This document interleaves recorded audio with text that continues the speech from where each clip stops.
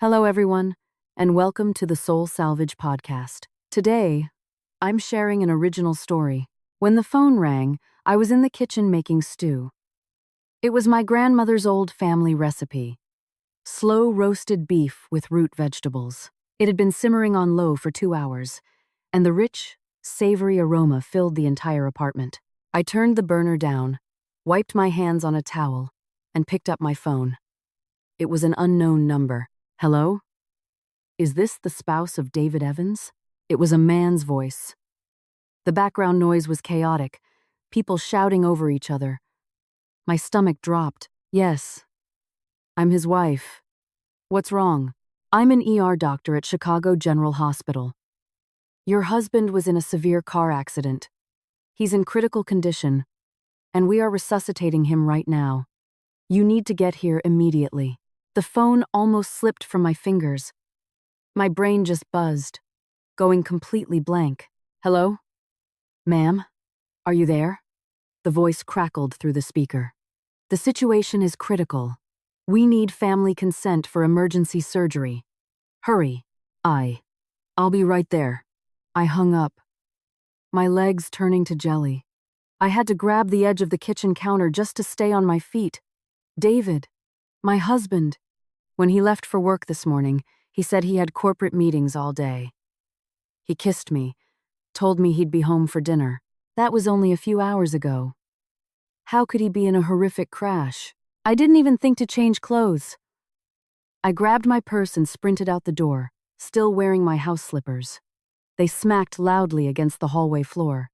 I couldn't bear to wait for the elevator, so I threw open the stairwell door and bolted down 6 flights of stairs, my heart practically leaping out of my throat. In the back of the Uber on the way to the hospital, my hands wouldn't stop shaking. My mind was a chaotic mess. I couldn't focus on a single rational thought. The driver noticed how pale I was in the rearview mirror. Hey, lady. You okay? I just shook my head, unable to speak. The people in cars outside the window blurred into streaks of color. I just wanted to get to the hospital. I just needed to see David. When we pulled up to the ER entrance, I threw a $100 bill at the driver and ran. I didn't even ask for change. The emergency room was packed and incredibly loud. I grabbed the first nurse I saw in scrubs. David Evans! Where is David Evans? The car accident victim. The nurse was startled by my frantic shouting. He pointed down a long corridor. Resuscitation rooms. Straight down. Take a left. I ran as fast as I could. One of my slippers fell off, but I didn't even stop to pick it up. The red light above the resuscitation room was glowing brightly. The heavy double doors shut tight. I pressed my face against the small window, trying to see inside. But the blinds were drawn. Only a sliver of harsh fluorescent light bled through. David! David! I banged on the door, tears streaming down my face. Are you the family for David Evans? A young female nurse walked over, holding a clipboard. Yes, that's me. I lunged forward and grabbed her arm. How is my husband? Where is he? Is it bad? The nurse looked at me, her expression strangely tense. Please, come with me. We need to handle the paperwork first. I followed her toward the nurse's station. My legs were still trembling, every step a struggle. As we rounded a quiet corner, a hand suddenly shot out from the shadows and violently yanked me into a small, dark room. I was so terrified I opened my mouth to scream, but a gloved hand clamped tightly over my mouth. Shh, don't make a sound. A hushed, frantic female voice whispered in my ear. My eyes went wide in the dim light, and I finally got a look at the person holding me. It was a young nurse in her early 20s, wearing light blue scrubs. She had a round face and big eyes that were currently filled with absolute terror and urgency. She slowly removed her hand from my mouth. But before I could catch my breath, she gripped my shoulders tightly and leaned in close. Her words came out fast and low. Listen to me. Hide. You have to trust me. This is a trap. I froze. A trap? What trap? What are you talking about? My brain couldn't process this. My husband is dying in there. I have to sign the papers. The young nurse stared dead into my eyes, enunciating every word. Your husband was not in a car accident. He is perfectly fine. There isn't a scratch on him. I heard them with my own ears. I felt like a bucket of ice water had been dumped over my head. The chill ran from my scalp all the way to my bare foot. That's impossible. I shook my head wildly. The doctor just called me. That wasn't a doctor on the phone. The young nurse stamped her foot in quiet frustration. Listen to me. We don't have time. Hide first. Trust me. I am trying to save your life. She grabbed my arm and dragged me toward the back of the room. It was a medical supply closet, stacked with cardboard boxes and IV poles. In the corner was a tall metal supply cabinet, just big enough to fit a person. I'm not moving. I planted my feet and stared at her. How do you know this? She bit her lip, hesitating for a split second. I was in the break room earlier. I overheard a man on his cell phone talking to another man, he said. Just lure her here, then we proceed with the plan. And then he said your name. Sarah. My heart felt like it was being crushed in a vice. I couldn't breathe. Who was the man? She shook her head. I don't know him. He was in street clothes, not hospital staff. But after he hung up, I saw him walk over to the resuscitation bay and talk to a group of men. Before she could finish, the sound of heavy footsteps echoed in the hallway outside, accompanied by muffled voices. Where is she? I thought you said she arrived. I just saw her by the ER doors. The young nurse's face drained of color. She forcefully shoved me toward the metal cabinet. Get in! Hide, please! I don't know where I found the strength. Maybe it was primal survival instinct, or maybe the pure sincerity in the young nurse's eyes broke through my panic. I squeezed into the narrow, dark cabinet. She shut the door and quickly shoved 2 heavy cardboard boxes in front of it to block the view. It was pitch black, suffocatingly hot, and smelled of sterile alcohol and dust. I curled myself into a tight ball, not daring to move an inch. I didn't even dare to breathe too loudly. Outside, I heard the nurse walk out of the closet and casually address the men. Hey, can I help you find someone? Yeah, we're looking for a woman, mid-30s, wearing sweatpants and 1 slipper. Did you see her? Oh, her? Yeah. She ran toward the billing department near the main lobby. All right, thanks. The heavy footsteps faded away. I let out a breath I didn't know I was holding and realized my clothes were completely soaked in cold sweat.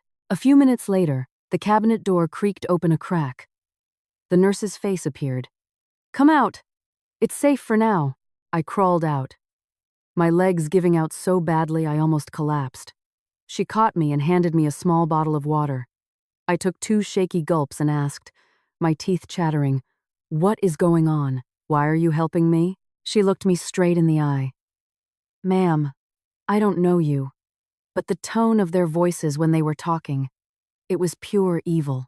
They mentioned life insurance and assets. I know when something isn't right. You are in extreme danger. Insurance. Assets.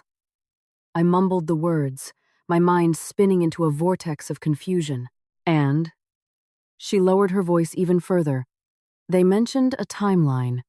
10 minutes. They said, bring her back here in 10 minutes. Seeing is believing. 10 minutes to see what? I didn't know.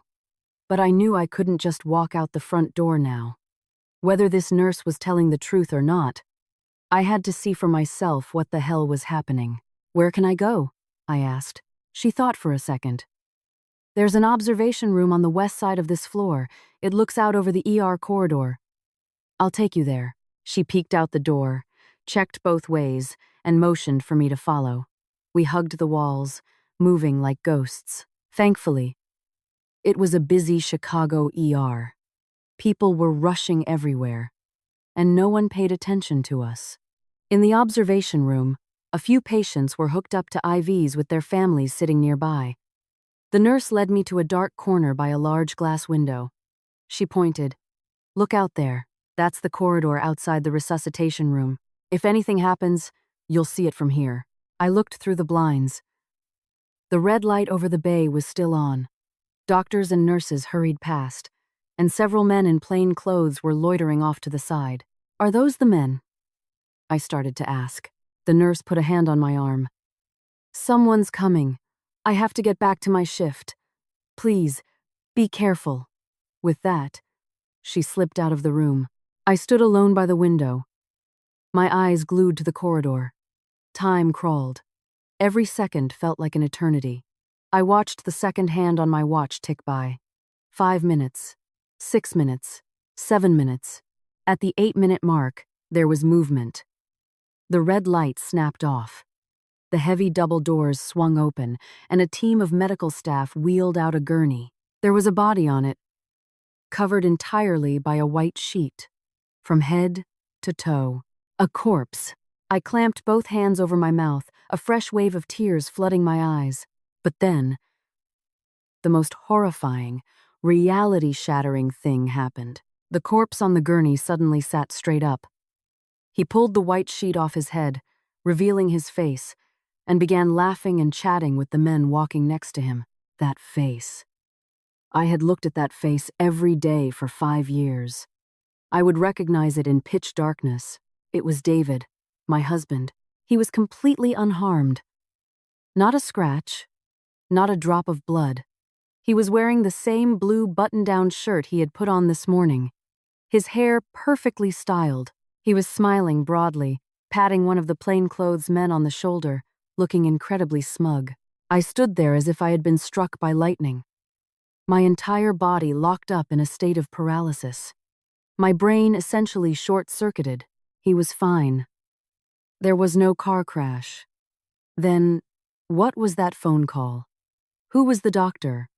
Why did they lure me here? I stared unblinking as he shook hands with the men, pulled a pack of Marlboros from his pocket, and offered them around. And then, I saw her. A young woman in a pale pink sundress came walking down from the other end of the corridor. She walked straight up to David and wrapped her arms intimately around his waist. It was my sister, Tiffany. My own flesh and blood. I turned to stone. I literally forgot how to breathe. Tiffany clung to David, tilting her head back to look at him, a sickeningly sweet, affectionate smile on her face. David leaned down and whispered something in her ear. She playfully swatted his chest and giggled, pressing her body against his. That wasn't how a sister-in-law acted. That was how a woman acted, with her lover. Black spots danced in my vision. The room spun. I gripped the windowsill so hard my fingernails dug into the painted wood, desperately trying to keep myself from collapsing. When did this happen? How could this happen? "Ma'am? Are you all right?" A low, sympathetic voice came from behind me. I snapped my head around. It was the young nurse again. She had slipped back in and was standing behind me, her eyes full of pity. "Who is that woman?" she asked softly. I opened my mouth, but my voice sounded like it was being scraped over gravel. "My sister," the nurse gasped. Down in the corridor, David and Tiffany started walking toward our direction. I quickly ducked behind the heavy window curtain, peering through a tiny slit. They stopped right in the middle of the hallway. David checked his phone and frowned. "Where the hell is she?" His voice carried faintly through the glass. "They said she was at the front doors." Tiffany rolled her eyes. "Did she run off? Your fake doctor call was pretty dramatic. What if she didn't buy it?" "Bullshit." David shook his head. "Knowing her, the second she heard I was dying, she'd sprint here faster than a rabbit. It's been 10 minutes. She should be crying over the gurney by now." "Well, I don't see her." Tiffany looked around. "I'll go check the ER desk." She strutted off. David stayed put, lighting a cigarette right there in the hallway. I stared at his back. The man I had shared a bed with for 5 years suddenly felt like a terrifying, alien monster. I remembered the night we met at a friend's barbecue. He was so polite, so charming.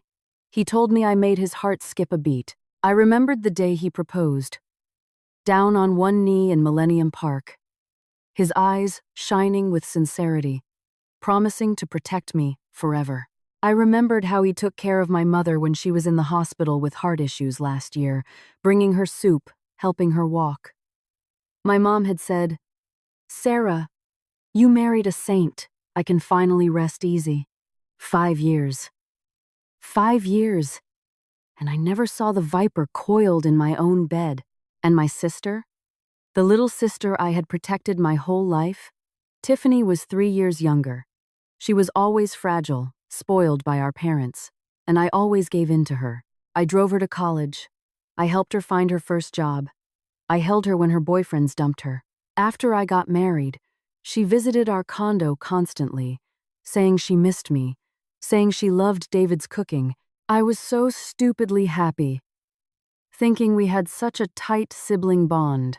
Now, looking back, every time she came over, she was dressed to the nines, heavily perfumed, constantly hovering around David.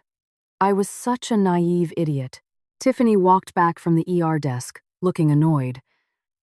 "Nobody's seen her," she told David. The front desk nurse said she came in frantic, but then just vanished. Vanished? David scowled. "Where could she go?" Tiffany bit her lip, her eyes darting around. "Do you think she figured it out?" "Impossible," David scoffed. "She doesn't have the brains to figure this out. I've had her wrapped around my finger for 5 years," Tiffany scoffed. "Well, what now? Do we proceed with the plan?" "Of course we do." David dropped his cigarette and crushed it under his expensive leather shoe. "If she doesn't show up today, she'll show up tomorrow. She can run, but she can't hide forever. Her mother is still at home, isn't she?"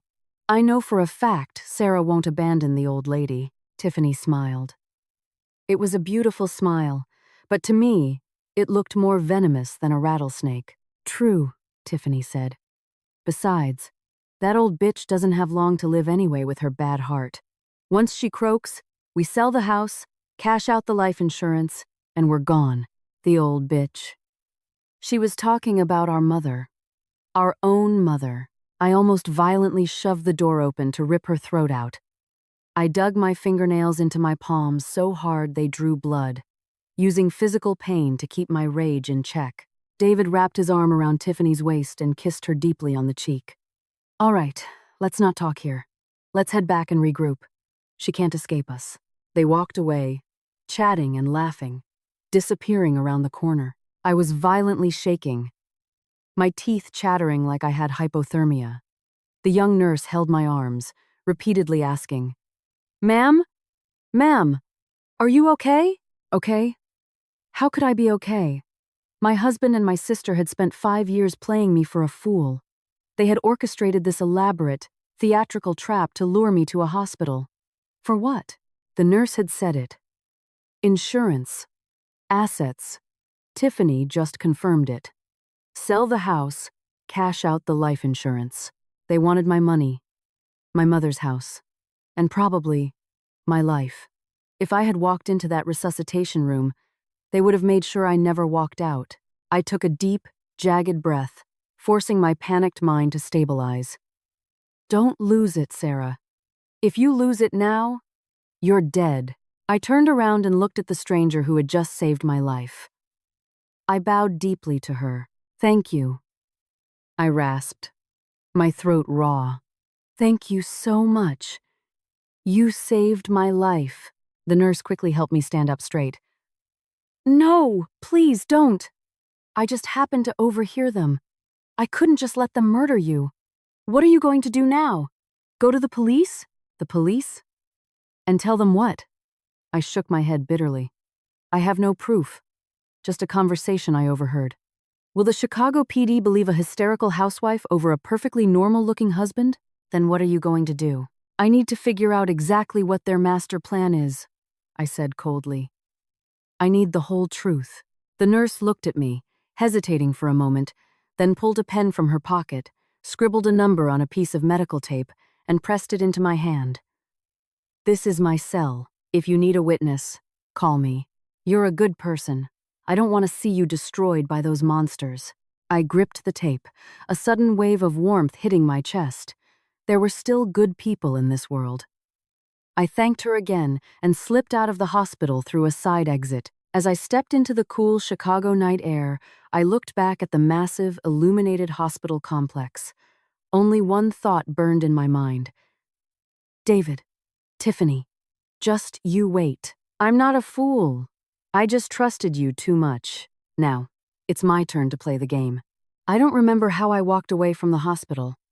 By the time I snapped back to reality, I was sitting on a cold wooden bench in a small neighborhood park nearby. It was pitch black out. The amber streetlights stretched my shadow out long and distorted across the pavement. It was June, but I was shivering, as if I were locked in a meat freezer. My phone had been vibrating incessantly deep inside my purse. I pulled it out. The screen flashed. Hubby, that nickname, the one I had smiled at for 5 years, now felt like a knife dragging across my corneas. I didn't answer. It rang 8 times, stopped, and immediately started again. This time, it was Tiffany. I hit ignore. Then came the barrage of iMessages. Tiffany, Sarah, where are you? Tiffany. David says your phone is going straight to voicemail. We are freaking out. Tiffany. Please text us back. Are you okay? Should I call the cops? I read every single word. The sheer, terrifying perfection of their acting chilled me to the bone. Such a caring sister. Such a worried husband. If I hadn't seen them locked in an embrace with my own eyes, I would have bet my life on their sincerity. I powered down the phone and shoved it into the bottom of my bag. I sat there for maybe 10 minutes, maybe an hour. People walked by, an older couple walking their golden retriever, young parents pushing a stroller, teenagers holding hands. Everyone was so wonderfully, blissfully normal. Their normalcy made me feel like an alien who had just crash-landed on Earth. I remembered 5 years ago, David and I had walked hand in hand through a park just like this. He told me he wanted to take me to see the world, to give me the best life imaginable. 5 years later, he was holding my sister's hand, plotting how to slaughter me for a payout. The irony was suffocating. I stood up, but my legs had fallen asleep. I stumbled, caught myself on the back of the bench, took a deep breath, and started walking. I needed to go home. To the beautiful, upscale condo I had painstakingly decorated. The home where I scrubbed the hardwood floors on my hands and knees, where our wedding portrait hung above the mantel, where the Dutch oven I bought for our first anniversary sat on the stove. Was it even my home anymore? I didn't dare go upstairs. Instead, I walked into the 2-4, hour 7, 11, directly across the street from our apartment building. I bought a large black coffee and sat at the window counter. Through the neon-lit glass, I stared up at the 6th floor. The 3rd window from the left. My apartment. The lights were on, casting a warm, inviting yellow glow. Around 9:30 p.m., I saw 2 figures walk into the building's lobby, a man and a woman. David and Tiffany. They were pressed tight against each other. Tiffany's arm hooked through David's, her head resting lazily on his shoulder. I squeezed the cardboard coffee cup so hard the hot liquid splashed over my knuckles, burning my skin red. I barely felt it. They took the elevator up. A few minutes later, the lights in our living room turned off. A light flicked on in another room. The guest room. The room Tiffany always stayed in when she visited. No, wait. I stared harder, mapping the windows. The guest room was next to the master suite. The light that just turned on. That was the master bedroom. My bedroom. My bed. A wave of pure, unadulterated nausea hit me. My stomach violently rebelled. I slapped my hand over my mouth, bolted for the 7-11 restroom, and wretched into the toilet. I hadn't eaten anything since lunch, so I was just heaving up bitter stomach acid, tears and snot streaming down my face. When my stomach was finally empty, I leaned against the dirty sink and looked in the mirror. My hair was a rat's nest. My face was chalk white, my eyes bloodshot and swollen, my lips pale and cracked. Was this me? Was this the Sarah everyone envied for marrying such a successful, devoted man? I turned on the faucet and splashed freezing water onto my face.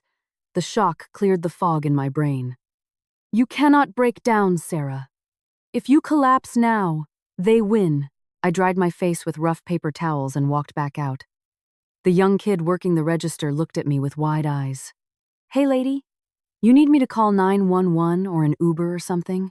I forced a weak smile. No, thank you. I'm okay.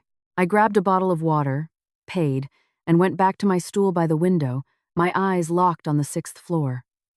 My mind began organizing the puzzle pieces. What was the hospital trap for? The nurse said insurance and assets. Tiffany said sell the house. It formed a horrifyingly clear picture. They wanted my money, my mom's house, and my life. I gripped the plastic water bottle until it crinkled loudly in my hand. Just then, the bell above the 7-11 door chimed. A man walked in. He didn't browse the aisles. He walked straight over to me and pulled up the stool next to mine. Every muscle in my body tensed. I whipped my head around. It was a middle-aged man, maybe mid-50s. He wore a faded Carhartt jacket, his hair peppered with gray, his face weathered and lined with deep exhaustion. He looked at me with an incredibly complex expression. Sarah, he said quietly. I didn't know him. I shrank back. Don't panic. He raised his hand slowly. My name is Robert Miller. Most people call me Bob. You don't know me, but I know you. Or rather, I know your sociopath of a husband, David. I stared at him, my heart hammering against my ribs. How do you know that? Relax, he said, gesturing for me to stay seated. I'm not the bad guy here. I'm here to help you. Help me? Why would you help me? Bob Miller sighed heavily. He reached into the inner pocket of his jacket, pulled out a worn photograph, and slid it across the counter. It was a picture of him, looking much younger and happier, with a beautiful woman with a gentle smile. That's my wife. Bob pointed at the woman. Her name was Susan. 5 years ago, she was killed. I didn't understand why he was telling me this. Do you know how she died? Bob's voice was eerily calm, but his eyes burned with a suppressed, agonizing grief. Hit and run. A stolen truck blew a red light and crushed her sedan. The driver bailed and ran.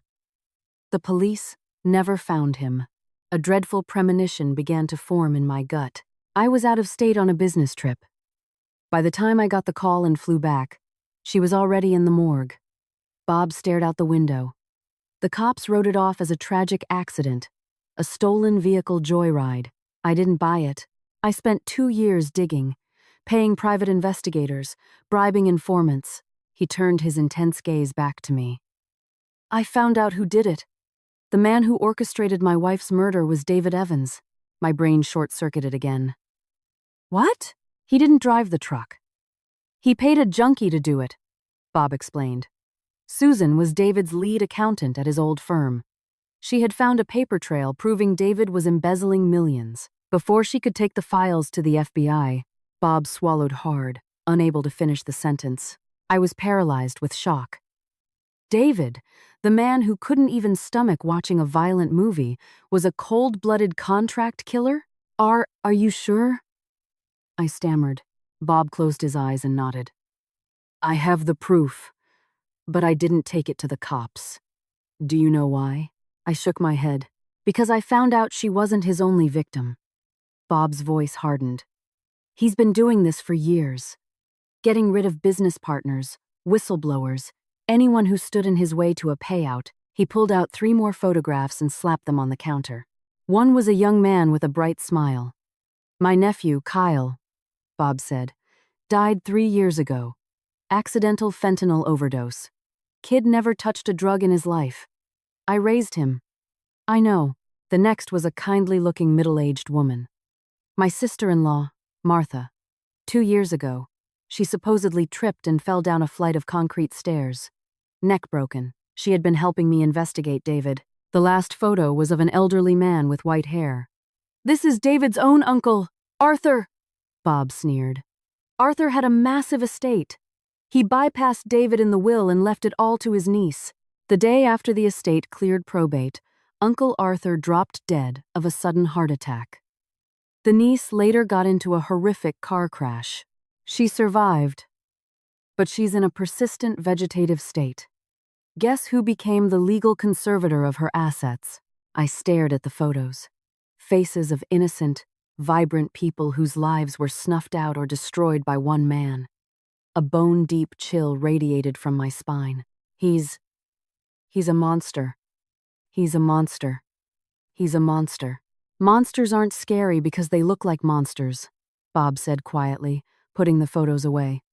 They're scary because they wear human skin and act like the perfect gentleman. You slept next to him for 5 years and never saw the fangs, did you? I couldn't speak. He was right. I was blind.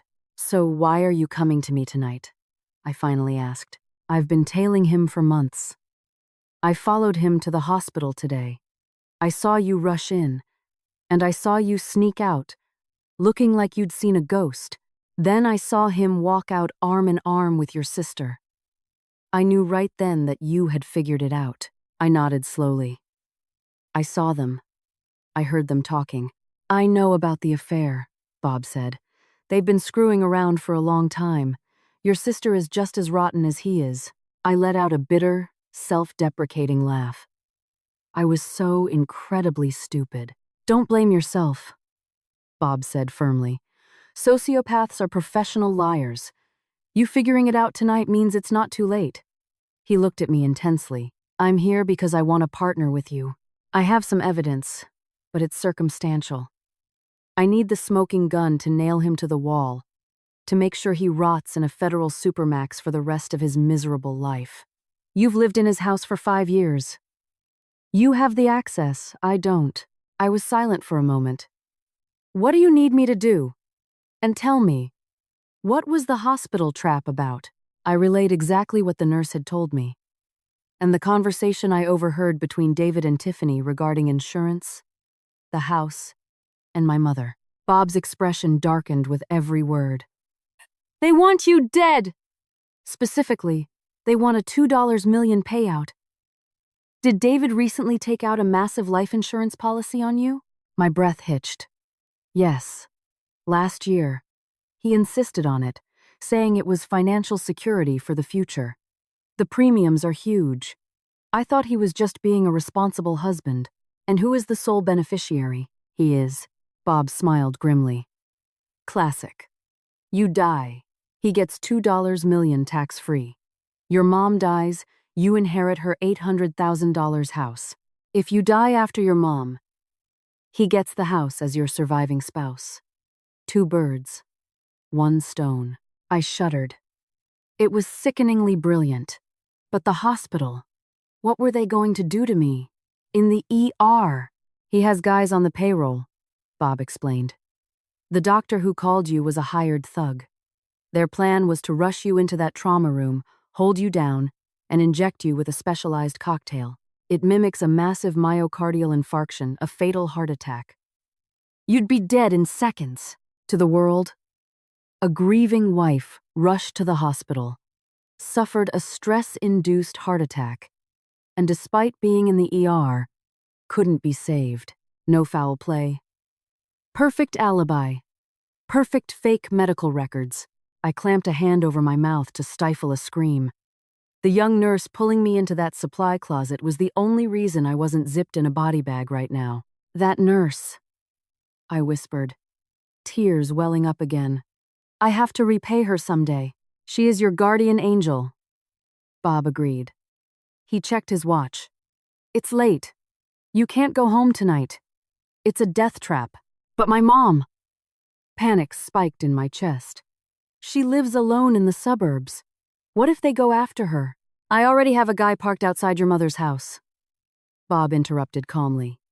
She's safe for now. They haven't made a move on her yet. And since you pulled a disappearing act tonight, they'll be too panicked about blowing their cover to attempt another murder immediately. I exhaled a shaky breath, though the anxiety still gnawed at my insides. Bob pulled a business card from his pocket and handed it to me. This is a burner number. Find a cheap motel tonight. Pay in cash. Call me tomorrow morning when your head is clear, and we'll strategize. Remember, from this second forward, trust Absolutely no one. Except yourself. I took the card. Why are you doing this for me? Bob looked at me, his eyes softening slightly. Because when I stood in the morgue looking at Susan, my world ended. I wouldn't wish that on my worst enemy. And secondly, you're the first person I've seen discover David's true nature who didn't immediately break down into hysterics. You're sitting here analyzing the board. You have the grit to finish him. He patted the counter, stood up, and walked out into the neon-lit Chicago night. I stared at his business card for a long time. Then I stood up, bought a cheap phone charger, and walked 6 blocks to a rundown Super 8 motel off the interstate. I paid cash for a room. It smelled like stale smoke and bleach. But the deadbolt worked. I lay on top of the cheap bedspread, staring at the water-stained ceiling. My brain roared until dawn. The next morning, I powered up my phone. 36 missed calls. Over 100 text messages. From David, from Tiffany, and from my mom. I tapped on my mom's voicemails. Her voice was trembling. Sarah, honey, where are you?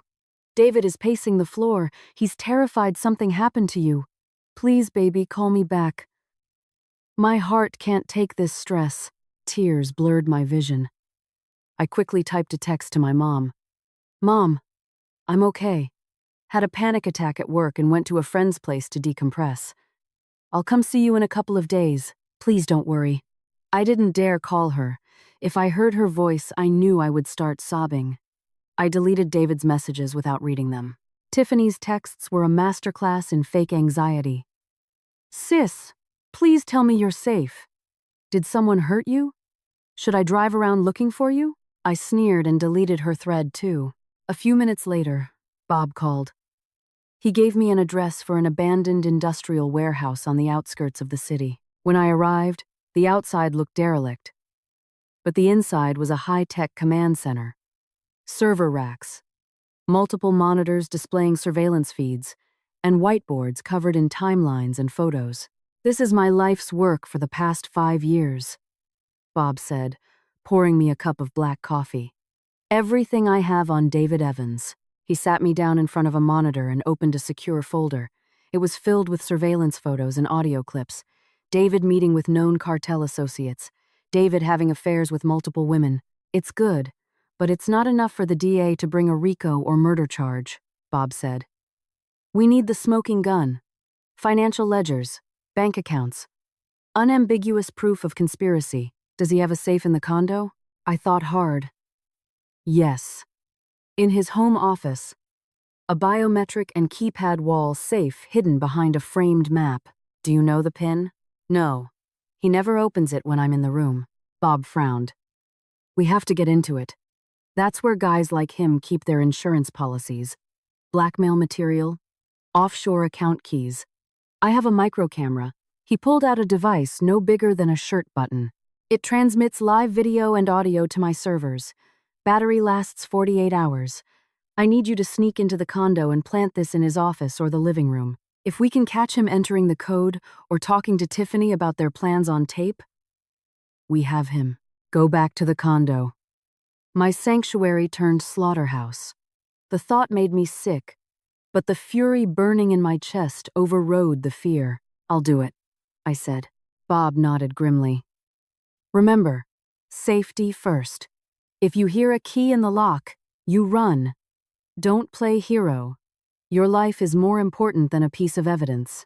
I took the tiny camera. For the next 3 days, I lived like a phantom.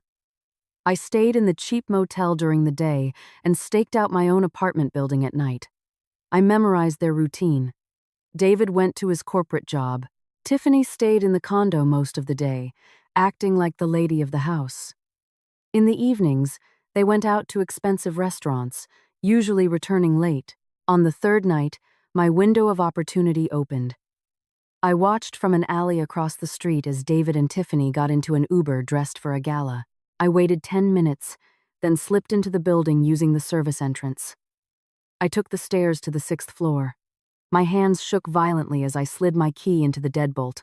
Click. The apartment looked exactly the same, yet completely alien. Our wedding photo in the foyer mocked me. I ignored it and crept straight to the home office. I drew the blinds tight, turned on my phone's flashlight, and swung the framed map away from the wall. The steel keypad stared back at me. 6 digits! I tried David's birthday. Error. Our anniversary. Error. My birthday. Error. My heart hammered against my ribs. The clock was ticking. If they decided to skip the gala and come home early, suddenly, a memory flashed in my mind. 3 years ago, David had come home drunk after a networking event. He had laughed a dark, ugly laugh and slurred. The best day of my life was the day Uncle Arthur took his final nap. Uncle Arthur. The man Bob said David had murdered for his estate. I remembered the date because David had dragged me to the funeral, pretending to be the devastated nephew, the 15th of March 2019. My fingers trembled as I punched in.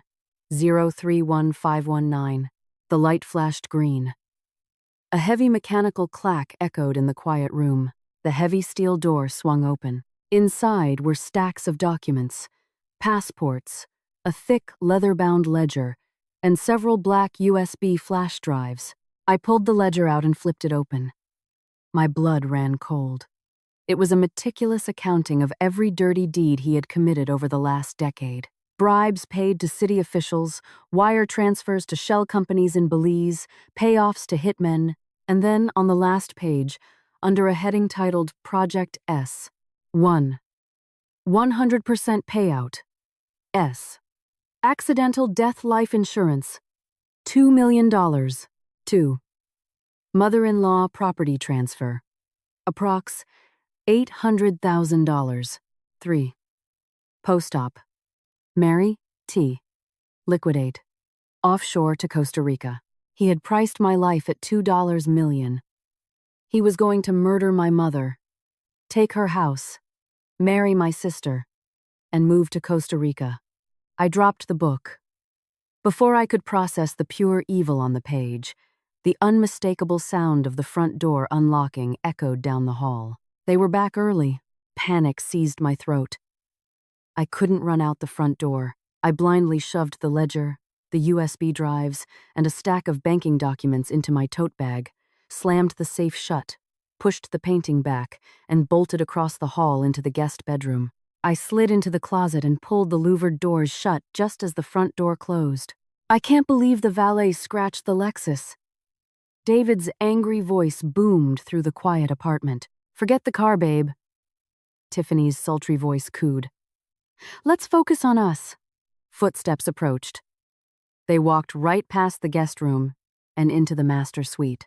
The door clicked shut. A few minutes later, the muffled sounds of their intimacy began.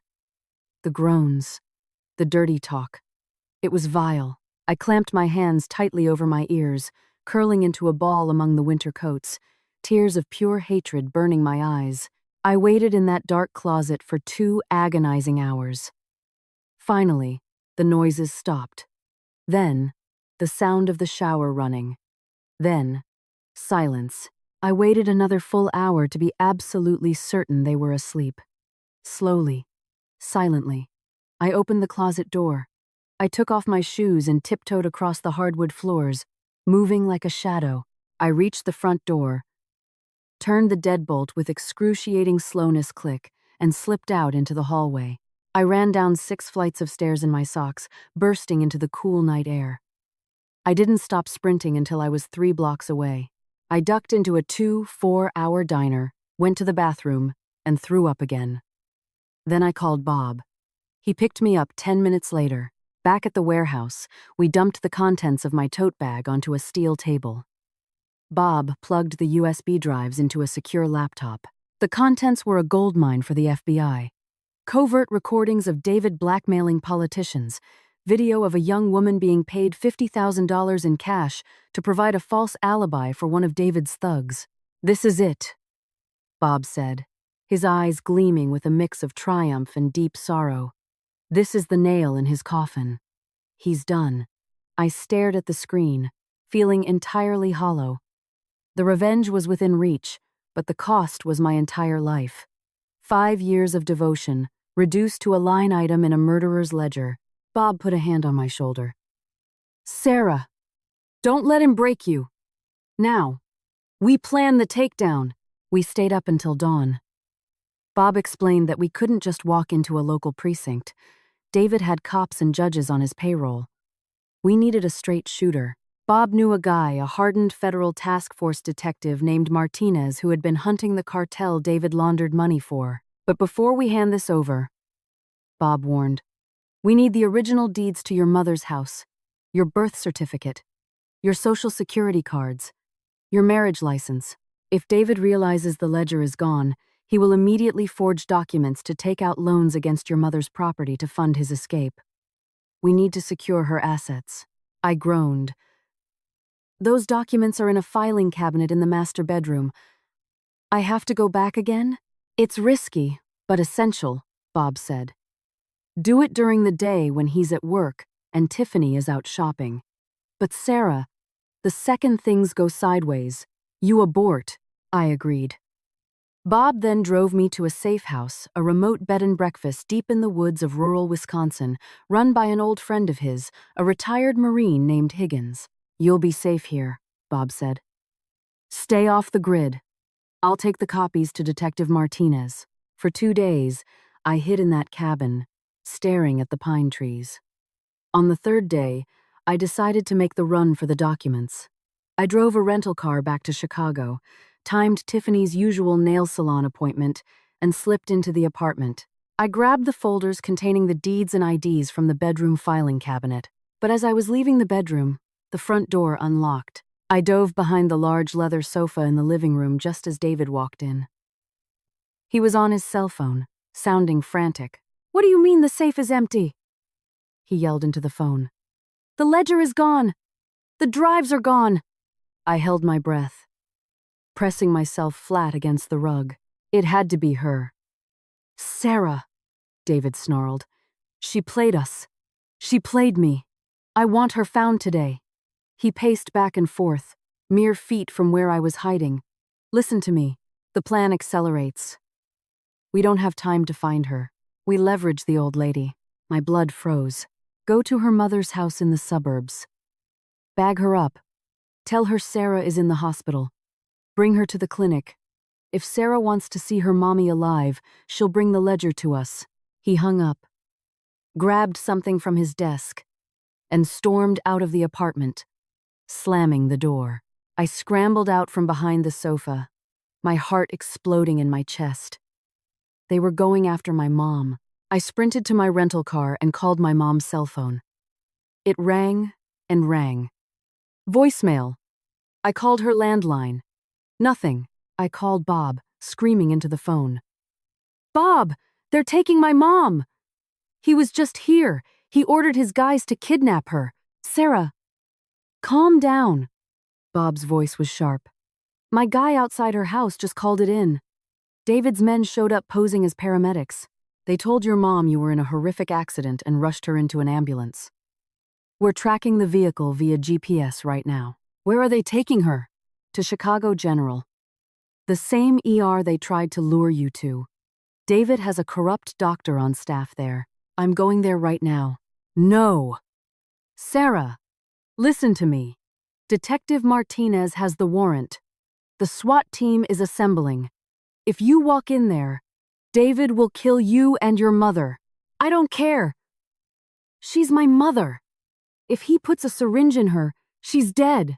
I hung up, threw the car in gear, and sped toward downtown Chicago like a maniac. It took me 40 agonizing minutes to reach the hospital. I abandoned the car in the ambulance bay and sprinted into the ER. I knew exactly where to go.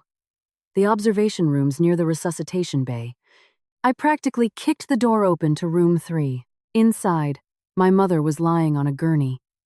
She looked frail and terrified, an oxygen mask strapped over her face. David and Tiffany stood over her, along with 2 large men in cheap suits. When the door banged open, David spun around.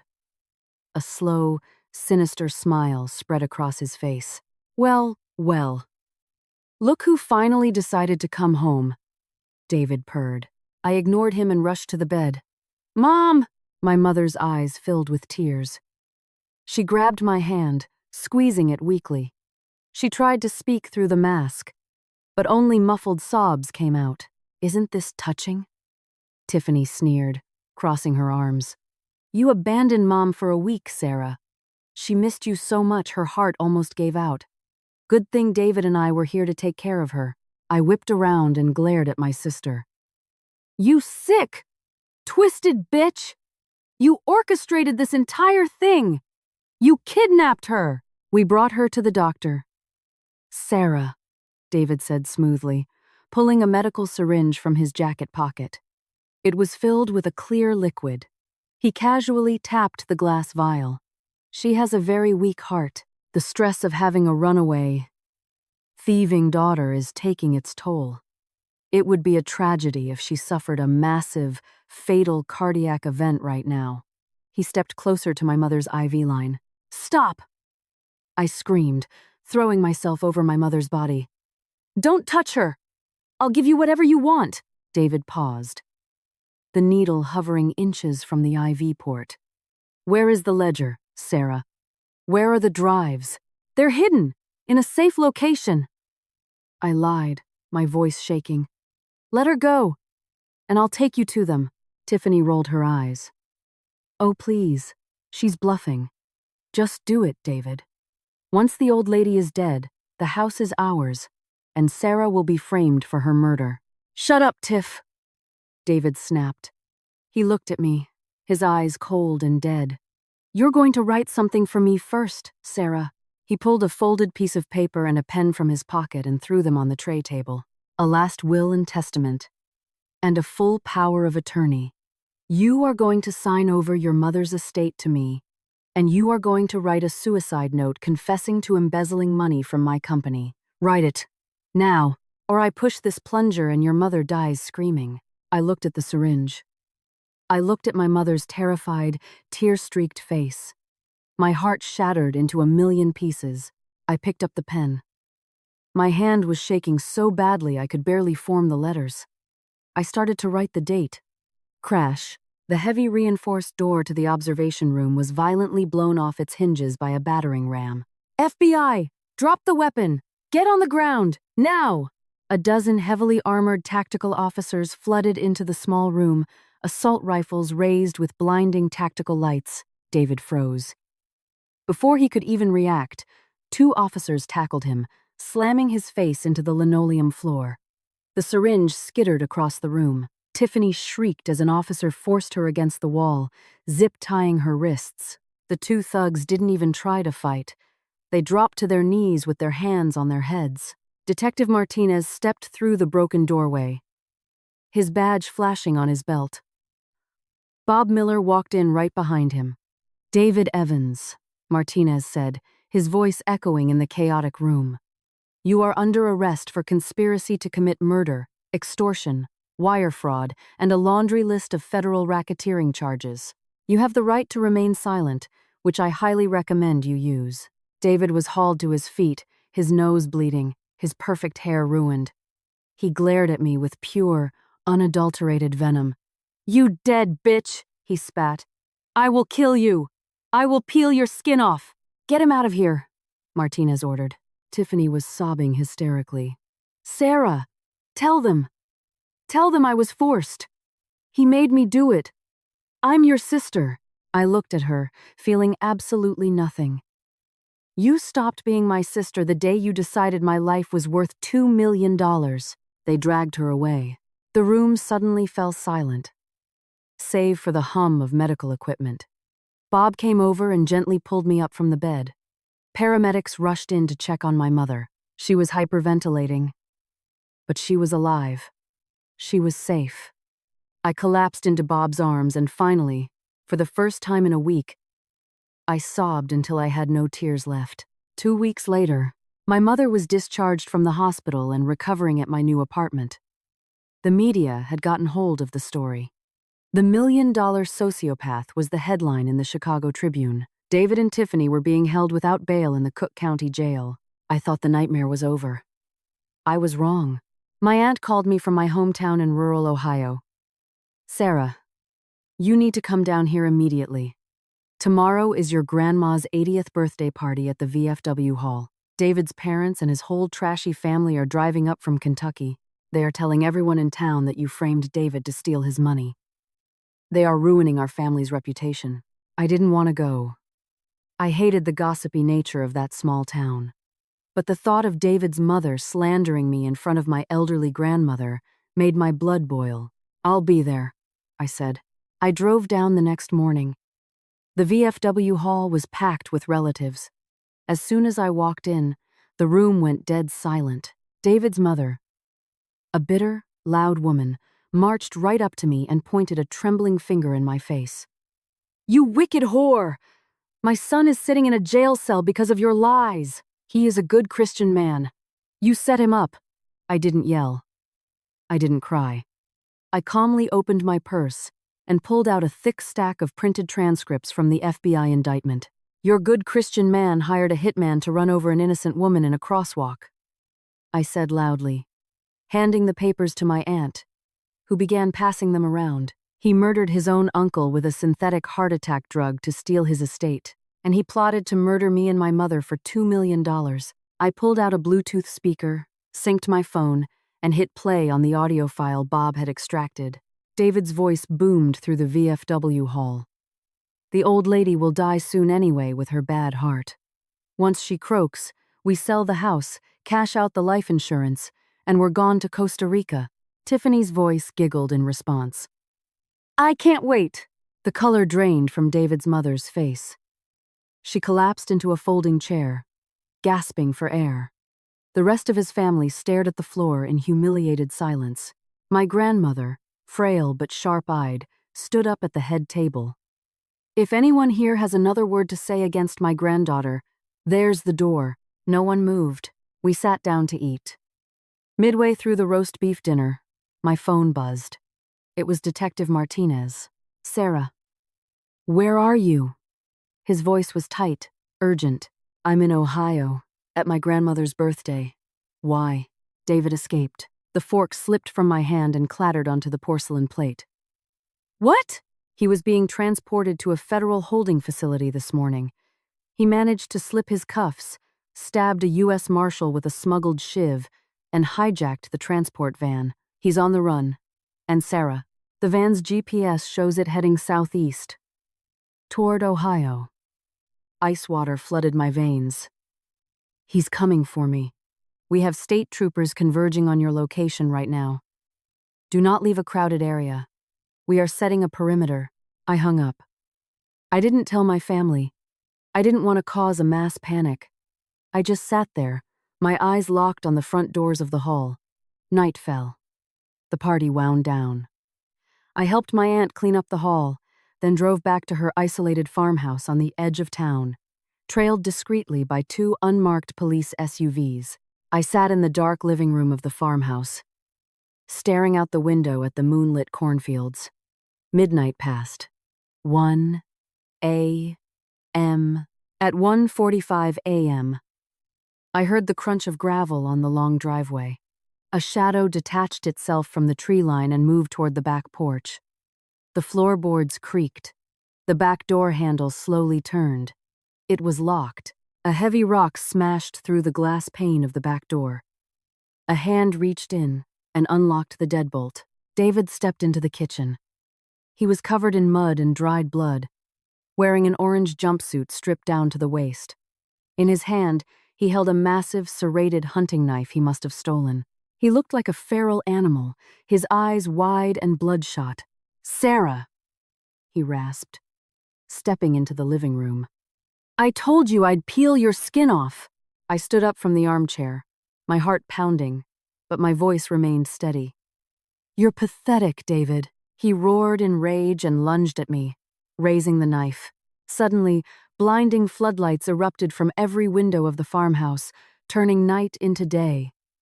The front and back doors were kicked open simultaneously. Federal agents, drop the knife, do not move.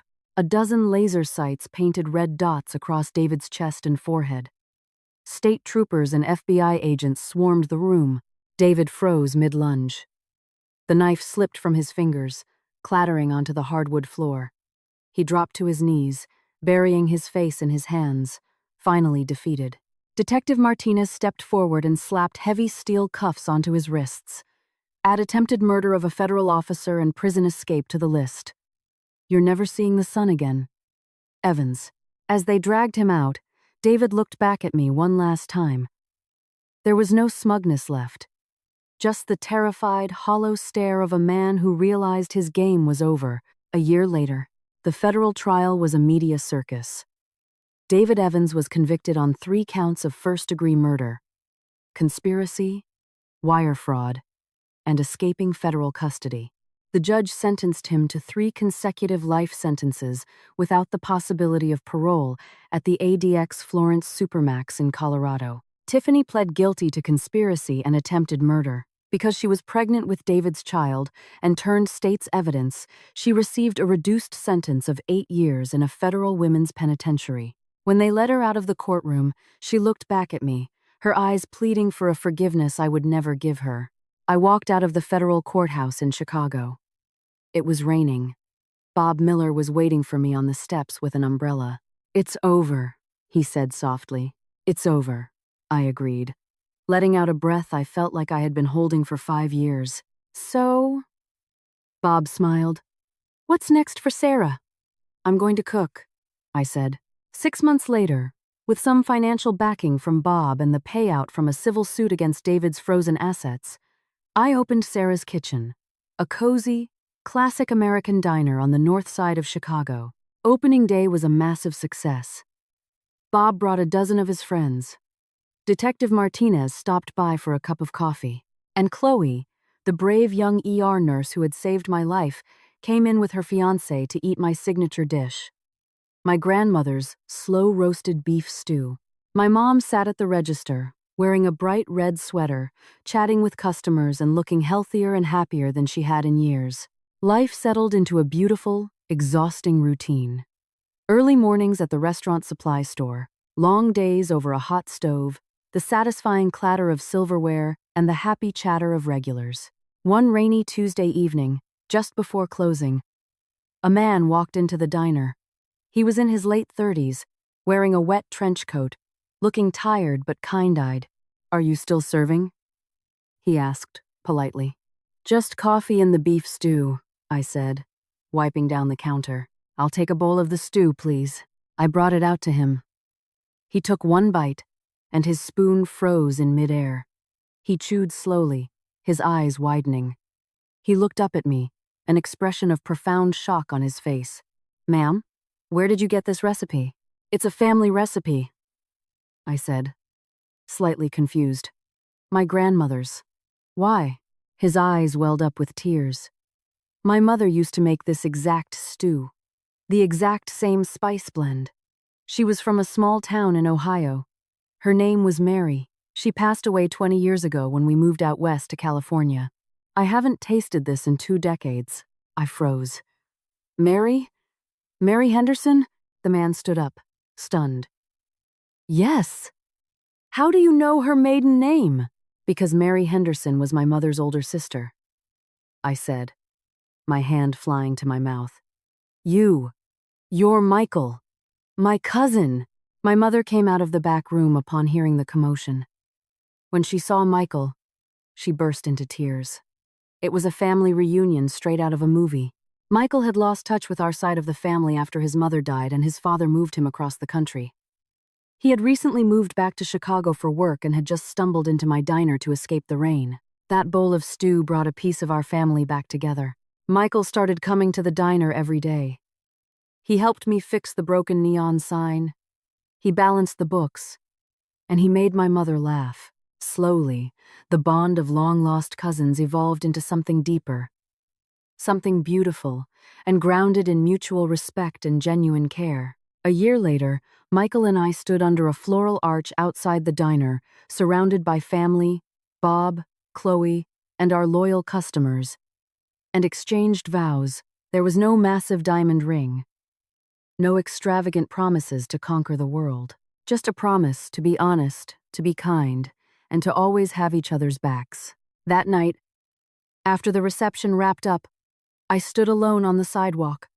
looking up at the glowing neon sign, Sarah's Kitchen.